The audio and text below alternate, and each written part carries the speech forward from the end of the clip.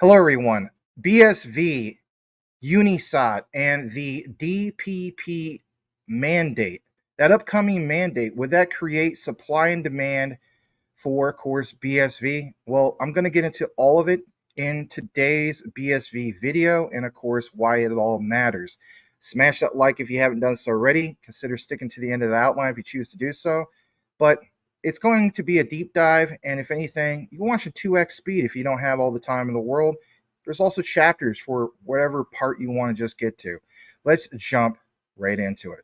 First thing I want to get into is this brief video to introduce UNISOT to you. Now, a lot of you OGs out there, you already know about UNISOT. So if you're new to this, I thought I would introduce that to you. Let's go ahead and play that, and we'll come right back. Here we go. I'm Stephan Nilsson. I'm the CEO and co-founder of UNISOT. UNISOT is a Web3 supply chain traceability and sustainability platform. In not only AI data, but all kind of data is important to verify or to be able to know where it comes from.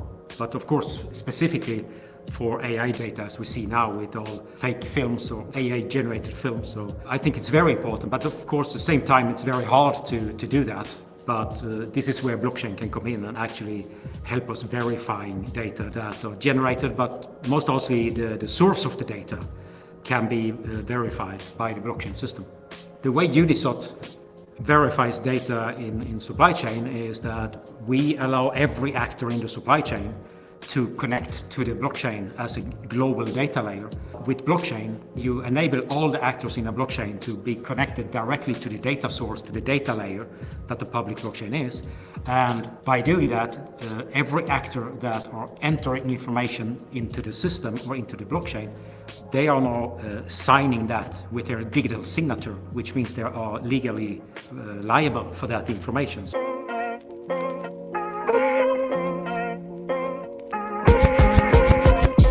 But blockchain is not a magic system. It's just like any database. You can put in bad information in, it's bad information out. But you have this auditability feature of blockchain that you know who put in what information, so you can actually follow up and find that. And it's also very useful for auditors to be able to audit information. They now have all information in one place and that are digitally signed by the people that put it in there. I think blockchain will disrupt all industries, just like internet have done, because you get a new complete information layer where you have this blockchain as this global data layer that everybody can use, in comparison to most systems today, where they're using a centralized database or a distributed database that is controlled by one or a few companies. With the public blockchain, you don't have that. You don't have any owner, so each company are owning and controlling their own data in the blockchain. Not only that, they can also start monetizing information by the blockchain. And that makes that the blockchain is both a data layer and gives an economic incentive for companies to start using this, to start exchanging information with each other. We all know ourselves when we go buy products, you have a lot of labels now, if it's ecological, sustainable, healthy and not healthy, halal or not halal. But there are so many labels now, so it starts getting harder and harder to actually believe this or actually know if it's actually truth.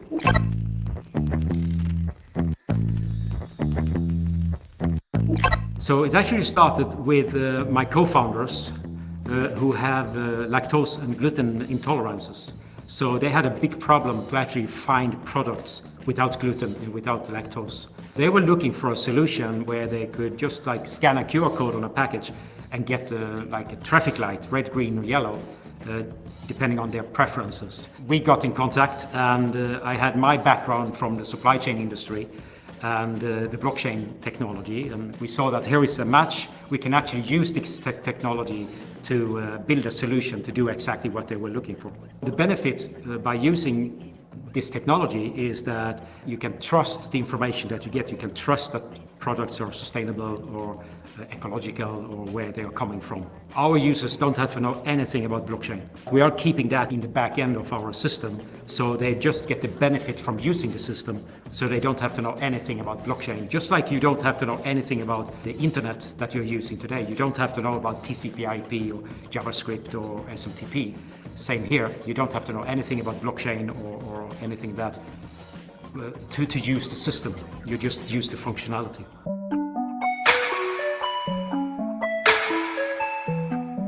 We are involving different technology beyond blockchain. So we are now involving IPv6, the new Internet Protocol, version 6. We also including in our solutions now machine learning or federated machine learning, which means that you do machine learning on the edge. So each supply chain actor can now do machine learning on their data, and now they just share the learning model up to the central machine learning node. And now we can aggregate the knowledge from all supply chain actors without them actually sending their data up to a central server. So that preserves the privacy of the data, and everybody can benefit from everybody else learning in the supply chain. I believe there is a huge future for this kind of technology like we are providing with UNISOT, because there is huge problems in global supply chains today, because global supply chains from seed to plate today are very, very inefficient. So by using UNISOT technology and blockchain technology, we can help make global supply chain just a little bit more sustainable and more efficient, which means that we are saving a lot of energy, a lot of raw materials that are getting to waste today. Just like in food supply chain today, we know that at least 50% of all food is never coming to a human. It's lost during the way through the supply chain. This is where we see that we can actually absolutely do a huge help of helping the system a lot. Okay, glad to share that with you guys. I'm going to highlight some things in regards to UNISOT that I thought I'd bring to your attention.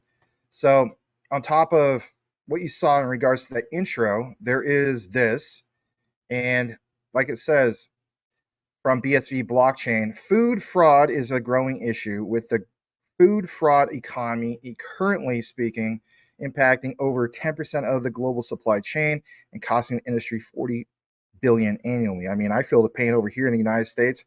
Quite a few other people do as well. But listen to this.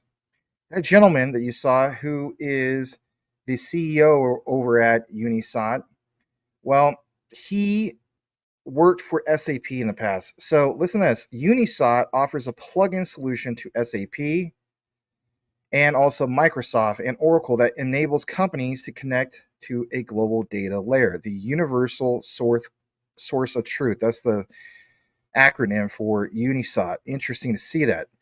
Now, the other thing that I want to highlight for you guys is this right here. Enhancing transparency and traceability in food supply through blockchain, of course, could be life-saving, but more importantly, every year, nearly 1 in 10 people worldwide falls ill due to foodborne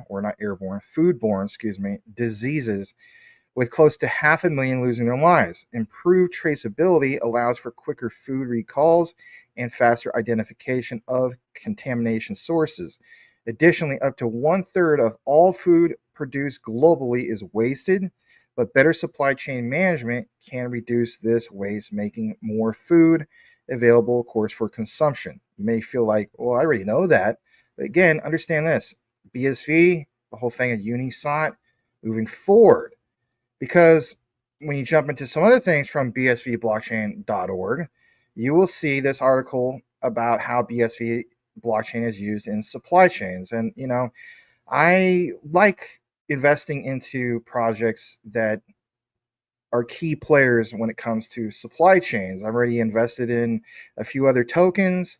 And of course, I like the idea that BSV has a foundation when it comes to this. So look what it says here.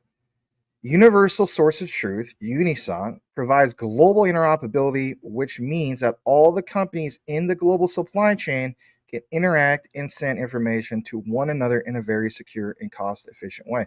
Say what you want. You like to see some of these terms, but I get it. Some people are like, well, I want to see this actually be put into action.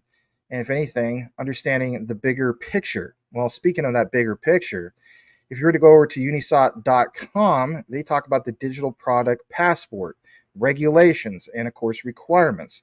The upcoming European Union proposal on sustainable product regulation, including the EU Digital Product Passport, and the rising awareness of customers and end consumers, of course, are contributing to the need for verified and detailed data from the complete supply chain. Well, if you weren't aware of it, the new regulation, DPP, must ensure that all actors along the value chain, including consumers, economic operators, and national authorities, can in fact access product information relevant to them. All right. Well, is that it? No, because if you come over to here, they talk about the implementation, and it's this thing called ESPR. And if anything, I'll share a little bit more about that with you. But it is, in fact, a framework legislation, meaning concrete product rules will be decided progressively over time on a product by product basis, or horizontally on the basis of groups of products with similar characteristics. And basically speaking, it led me over to this, and I thought I would share this with you guys, because if you go to eur-lex.europa.eu, well, it gets into some of the context about this legal framework, and area of focus is on Annex 3 about the digital product passport. This is referred to in Articles 9 to 12, but look at this. They talk about the requirements related to the digital product passport laid down in the delegated acts adopted pursuant to Article 4. And again, understand that there's a requirement, but more importantly, I was interested to see some of the terminology because, for one, it mentions the Global Trade Identification Number as provided for in the International Organization for Standardization, aka ISO. You guys know me if you've been following me on all the other stuff I cover. A lot of emphasis on the ISO coins and tokens, right? So BSV in a connection to a thing called ISO IEC 15459-6 or equivalent, possibly, but this thing about tariff codes, because that is defined in regulation, and more importantly, everybody, compliance documentation and information required under this regulation or other union law applicable to the product, such as what? Declaration of conformity, technical documentation, or conformity certificates. And look at this. Requirements by other union law applicable to the product. Okay, what else do I have? Well, if you were to go over to ISO.org, you see here that with this particular standard, it's all about automatic identification and data capture techniques. And this pounds home what you heard this gentleman from UNISOT mention. Speaking a little bit more about them, go to unisot.com, talks plain as day about asset traceability platform, and not just for some industries, all industries. Okay. And so that takes me to the next part. Another little interview, not as long as the other one, roughly about a little under 3 minutes. It's Stephan Nilsson, the guy you just saw earlier. Gets into this discussion, and if anything, listen to this, and we'll jump back into some other key findings that I think are worth your time, to say the least. Here we go. We provide a service for global supply chains. And global supply chains today are very inefficient. So as I speak about here today as well, was that supply chains today, if you say from seed to plate, has an efficiency of less than 20%, which means 80% is waste. And that is also the reason why the world economy is stagnating the last 7 to 10 years, because the technology has reached a level on how much information companies can exchange with each other. Now we have this new technology, new, it's 12 years old, the Bitcoin blockchain technology, which is a global data ledger that everybody can use. So everybody in a supply chain can now use this technology and utilize it in a very efficient and economic and secure way, which can make our supply chain more efficient and more secure, and then offering solutions to producers to prove their quality. So our first use case that we did last year was seafood. So I'm from Norway, and the second biggest seafood industry is, the second biggest export industry from Norway after oil is seafood. And seafood is a multi-billion-dollar global industry.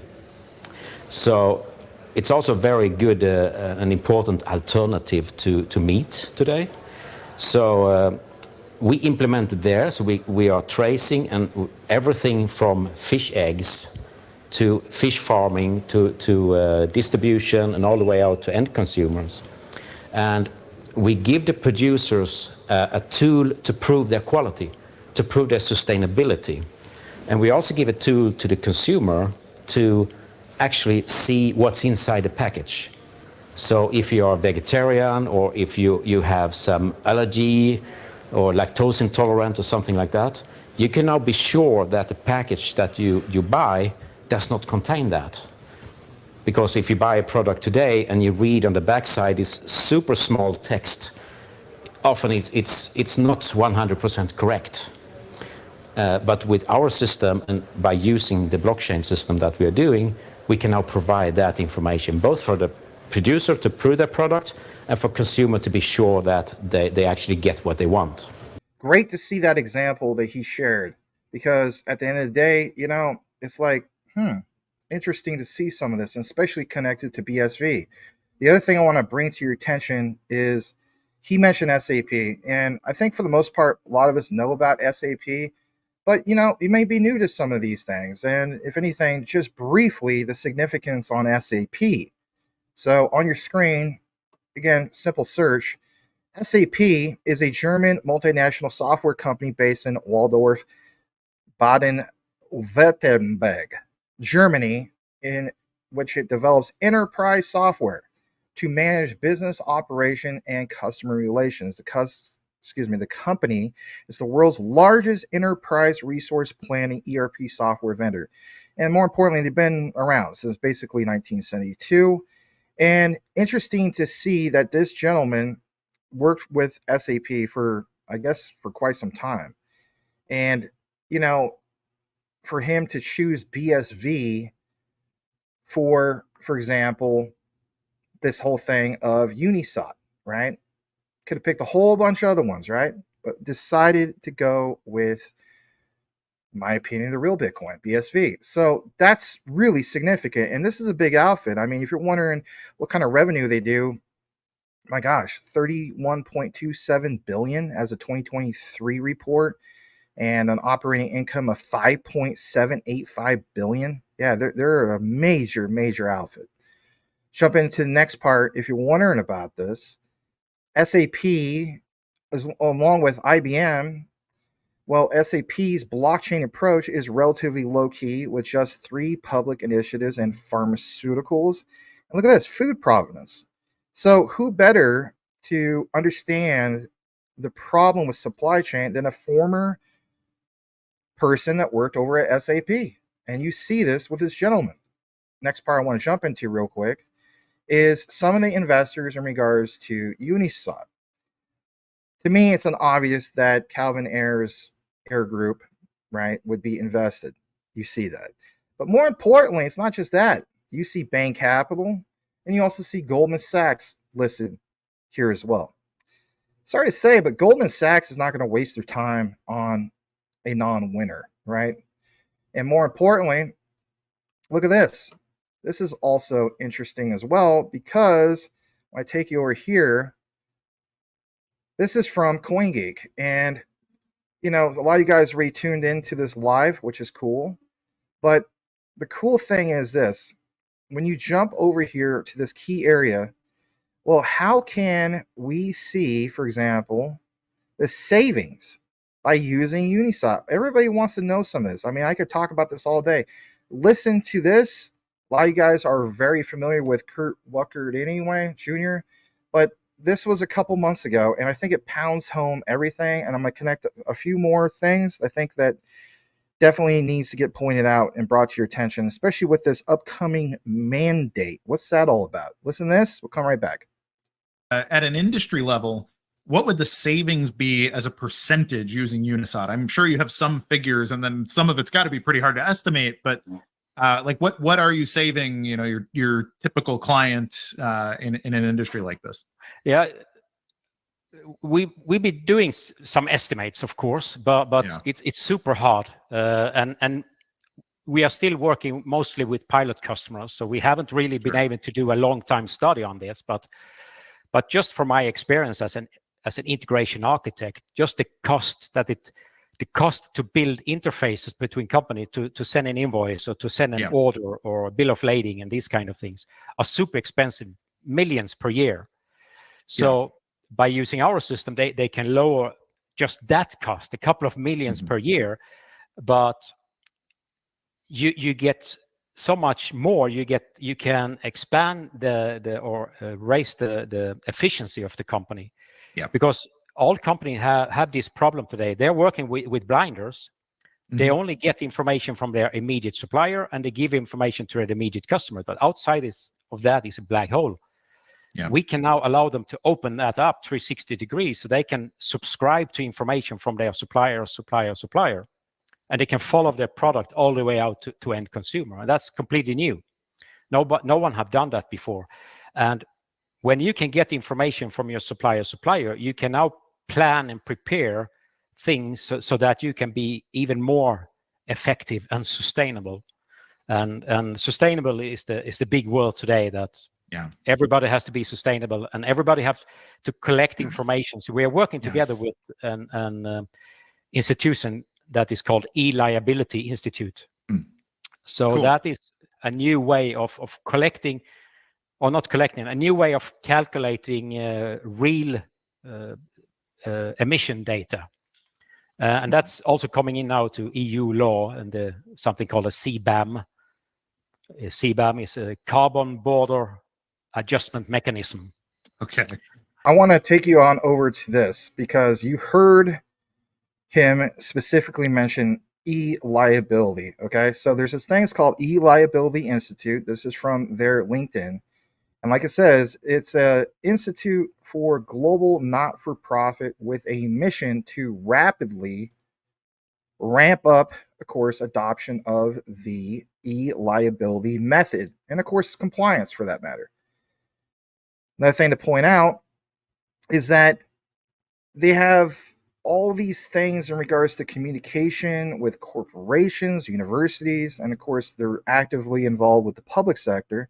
But they have a goal of creating an ecosystem for rigorous carbon accounting worldwide, enabling well-functioning green finance and carbon markets, right? Interesting to see that. Now, the other thing I want to take you to is a little bit more of the details, because some people want to know if this is an active business, an organization that has anything coming up. And the answer is yes. If you go to e-liability.institute, you will see that they have some upcoming events coming up next month.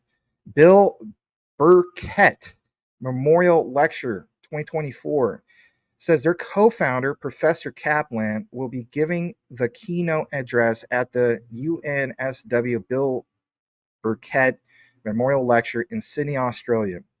It's going to be on November 12th. And here's the thing. Remember you heard, for example, this gentleman who is Stephan Nilsson mentioned that, there's in that interview a while back that he said that the seafood industry is was it the second or third most, the one that provides the most amount of revenue, I guess you could say, for Norway. And then the other one, I think, was ranked second ahead of them, was oil. Well, interesting to see here that you have literally David Fallon from Chevron going to be there. Okay, so again, I know I use this expression a lot, birds of feather flock together, but they do. They definitely do. And look at this other one, S&P Global Carbon Markets Conference 2024.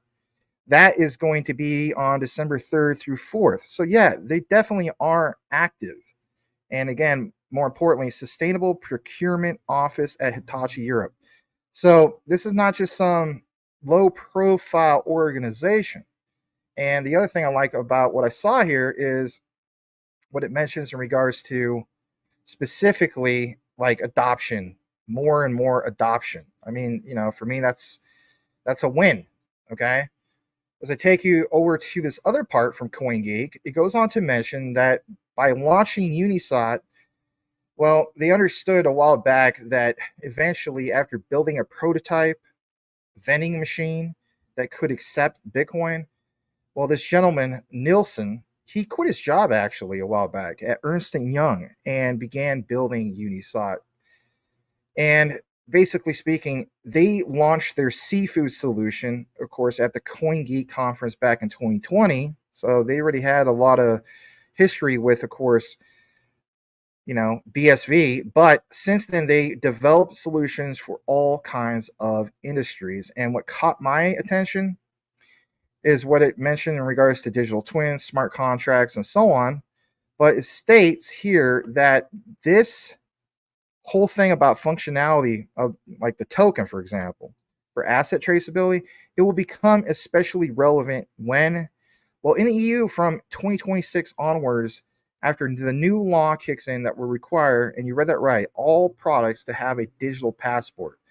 Now, you guys know that I cover other projects that focus a lot on standards, especially like ISO standards. Well, look at this. I don't know if you guys are aware of it, but Unisot won't have to wait until 2026 to get clients, which sounds great.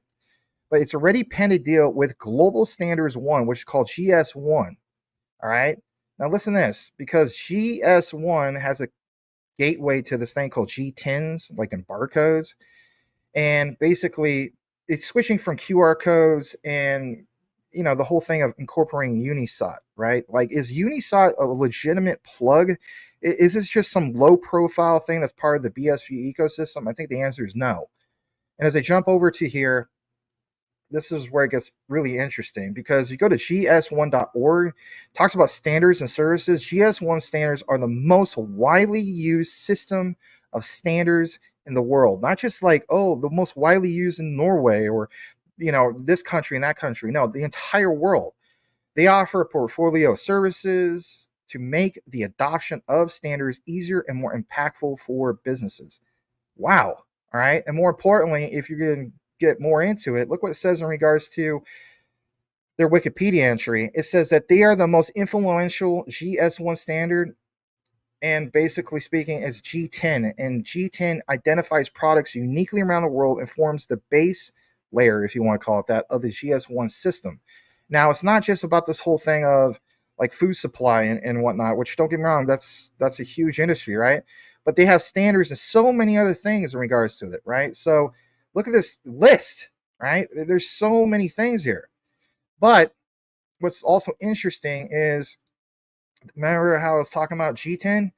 Well, global trade item number is an identifier for trade items developed by the international organization's GS1, and such identifiers are used to look up product information in a database. So that pounds home what you literally heard, you know, Mr. Nilsson talk about, right? Stephan Nilsson. So, okay, what else? Well, understand this. This whole thing connects to retailers, manufacturers, collectors, you name it. But the uniqueness and useful in establishing which product in one database basically corresponds to which. All right. So that pounds home everything else as well. They have format standards, connects to the ISBN. I'm not going to get into that, but that's a big deal. And look at this. Who are some of the biggest names that incorporate this?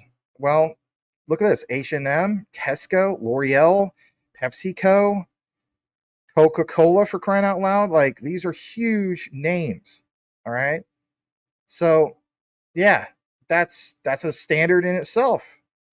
And more importantly, look at this. This gets also interesting. This comes from trustnet.trade. It says in 2024 alone, the European Union will start a new regulation that requires almost all products sold in the EU to have a digital product passport, DPP. Now, if you're wondering, the aim is to make product information clear and accessible, meeting the growing demand from consumers, investors, and other stakeholders for details about where their products come from, what they are made of, and more importantly, the whole thing of like the environmental impacts. Yeah. And look at this before we close it out. Who really benefits from DPP? Well, if anything, I'll just play this key part and we'll come right back. Here we go. Product passports, interested parties. The Council lists transparency as a central attribute of the DPP. Indeed, many users of a digital product passport desire a product history that is clear and easy to follow. Vested parties with access to a product's DPP can include the European Commission, the original manufacturers of the product, importers and distributors responsible for spreading the product to international markets, end users for physical goods or customers for services, recycling firms and aftermarket repair service providers, refurbishment and remanufacturing facilities, public interest organizations, other competent national authorities. Examples of DPPs across Europe. Here are examples of digital product passports throughout Europe. Product Circularity Datasheet, PCDS, of Luxembourg. Circular Product Data Protocol for the textile industry. CircThread for home appliances. So you get the gist when it comes to that. The last three things I'm going to take you to is this. This comes from Textile World, because you heard the whole thing about textile. It's going to come up on your screen in just a moment. And what you see here is back last July, just a few months ago, talks about preparing for the European Union's digital product passport. A new what? Mandate, everybody, for sustainability. And more importantly, look what you see in regards to impacted companies. Well, you see that basically speaking, they have the whole thing of compliance with the upcoming EU digital product passport mandate. And like you see, the mandate is first of its kind regulatory framework designed to create transparency around product information and accelerate the transition to a circular economy. More importantly, under the new DPP regulations, most end-use and intermediate products sold in the European Union will require a DPP by 2030.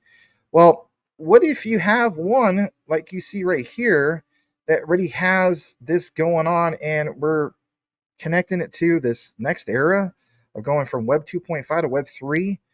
Well, it gets interesting because it says this foundational framework is expected to become the information backbone of the global circular economy. Now, if you want some examples of anything that was recent in the news, well, basically this was posted not that long ago. You have Vogue Business that realizes that the EU's policy wheels are in motion and fashion has to, they have a lot of catching up to do. So they're going to incorporate this. And is there anything new that was recently posted from other sectors other than just food industry and so on, right? The answer is yes. 2 hours ago from EIN News, it says the rising threat of counterfeit goods in Europe and how digital product passports can basically help. And there was another one as I scroll down just 3 days ago. Yeah, that was about the Vogue one I just posted or shared with you. Look at this. BatX Energy's partners with LW3 to revolutionize batteries and battery materials supply chain with digital product passports. That was posted 2 hours ago today. So yeah, you can see that there is some ongoing things going on with this. And if anything, going into the end of this year, and especially next year in 2025, what kind of updates we'll get. There's a lot going on, everybody, when it comes to the whole hypothesis, if you want to call it that, and narrative about regulations. We see multiple examples now in regards to what's going on, not just in the European Union, but even things that could affect us here stateside, for example. So I'm paying attention to all of it. Been a while since I've brought you guys a BSV update. I think it's all worth paying attention to. And I think that this whole thing of UNISOT is definitely worth paying attention to. And if anything, apparently they're tokenizing UNISOT. Well, what platform do you think they're going to use? Interesting to see that, right? So there's the BSV update. Really appreciate you guys listening to it. If you guys could just simply do me a quick favor, type in this keyword, which is Unisot, into the comments, and I'll know that you listened to the entire outline. I really appreciate you guys tuning in. As the saying goes, know what you have, know why you hold it. The research trumps FUD 110%. We'll see you on the next one.